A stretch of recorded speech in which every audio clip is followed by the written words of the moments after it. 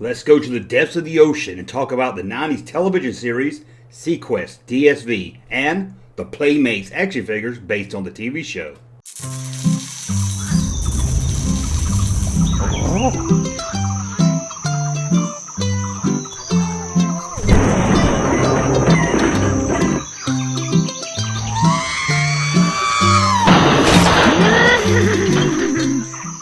Welcome back to the Junk Room, everybody. It's me, the Junkman, and I'm coming back at you with a whole new video.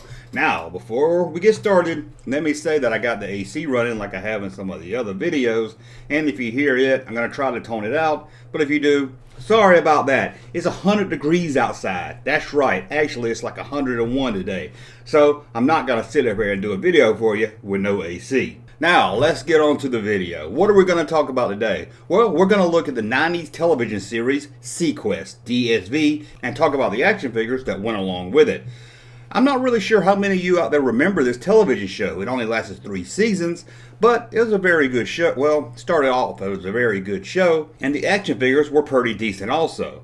Before we get into the action figures, let's talk about the television show SeaQuest DSV. In 1993, NBC premiered the television show they dubbed as Star Trek in the Ocean, SeaQuest DSV. Or for you cool, hip kids in the 90s, we just called it SeaQuest. The show starred Roy Scheider, who is no stranger to the ocean, as he's best known for his lead role in Jaws. The television series followed the adventures of a high-tech submarine called SeaQuest DSV 4600, or the 4600. 4600, something like that. And it was operated by the United Federation of Planets. The United Earth Ocean Organization. Man, that took me a long time to say. Okay, I'm sorry I had to remove the audio, but I guess NBC doesn't want anyone to see or learn about the television show SeaQuest. So just imagine some cheesy 90s theme music here with an actor going over in narration what the television show is all about. The first episode took place in the distant future of 2018, after mankind had exhausted almost all of its natural resources except what could be found on the depths of the ocean floor.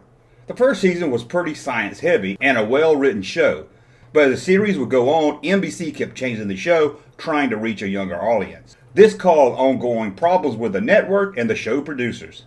Also, after season 1, the show moved production from Los Angeles, California. This caused the show to lose a number of its cast members from season 1 to season 2.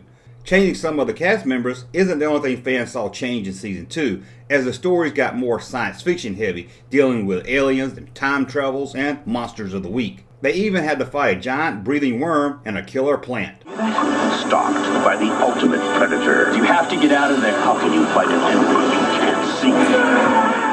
One of the main people upset about this change for season 2 was the main actor himself, Roy Scheider, who was very vocal in his anger at the show's new direction. During an interview to promote season 2, Roy Scheider called the show childish trash. He said he was very bitter about it and felt betrayed. This show was not the show he signed up for.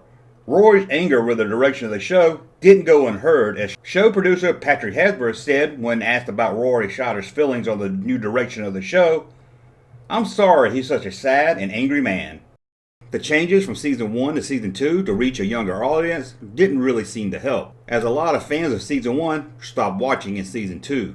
Season 2 ended with the crew of the SeaQuest being abducted by aliens and pulled into a civil war. Even with the ratings dropping, NBC brought back SeaQuest for season 3, mostly, as they say, because it had nothing else to fill the time slot. And with season 3, you guessed it, more changes.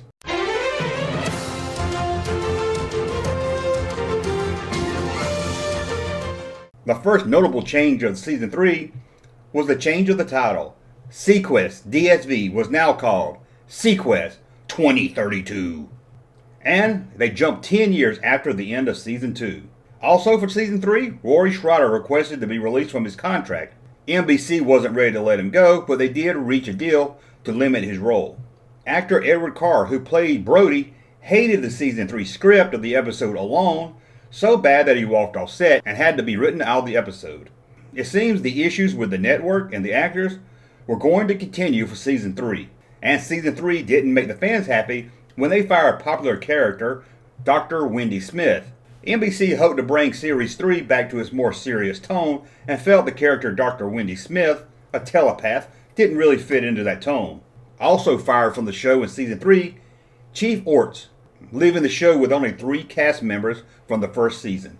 Well, the changes for Season 3 didn't help the ratings at all, and the show was canceled after 57 episodes. Sadly, with the network keep changing the format of the show season to season, it really hurt the show. If given the chance to be the show it wanted to be, without the network coming in and retooling every season, this show could have been something special for the 90s. But with any hit television show, you have to have action figures to sell. And NBC went to Playmate Toys, who was having huge success in the 90s with Star Trek The Next Generation action figures.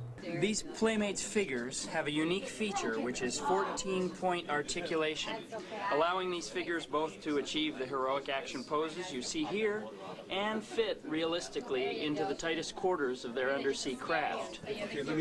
Playmates took the same elements from its Star Trek line for the SeaQuest line. The figures are the same size and look very close to the Star Trek line. And like the Star Trek figures, each figure will be numbered on its foot to appeal to collectors. Only 9 figures were released, as Playmates canceled the line after the first series. Sadly, only action figures were released in this line.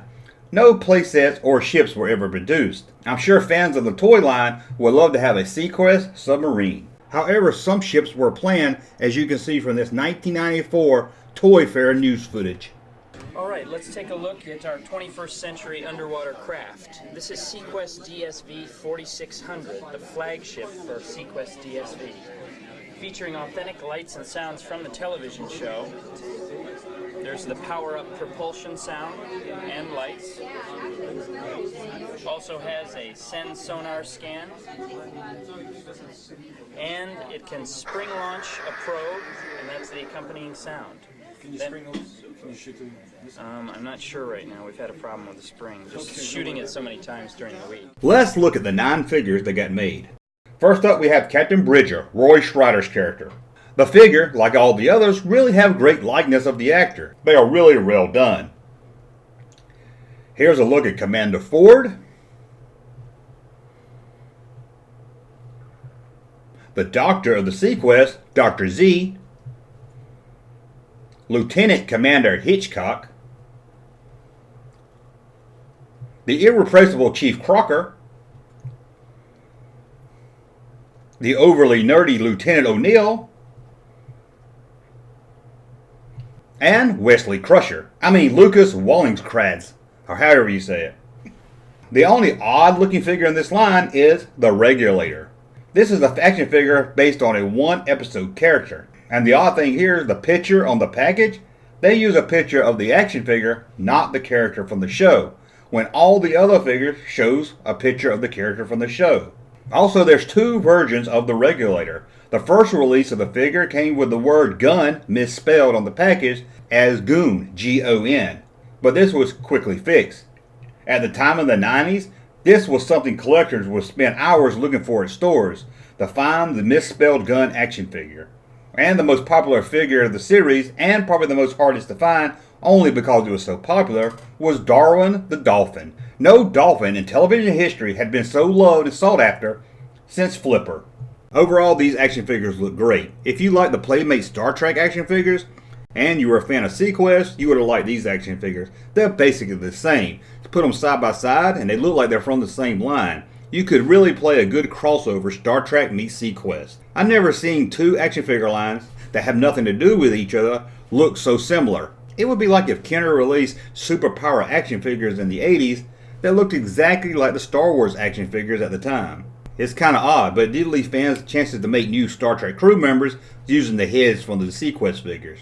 And that's a look at the SeaQuest television show and Playmates action figure line. It's kind of sad that we never got the show that the creators intended thanks to the network's interference. I'm not usually big on reboots or retools or whatever they call them these days, but I think a rebooted SeaQuest television show could work if they let the creators do what they want to do this time and stop interfering.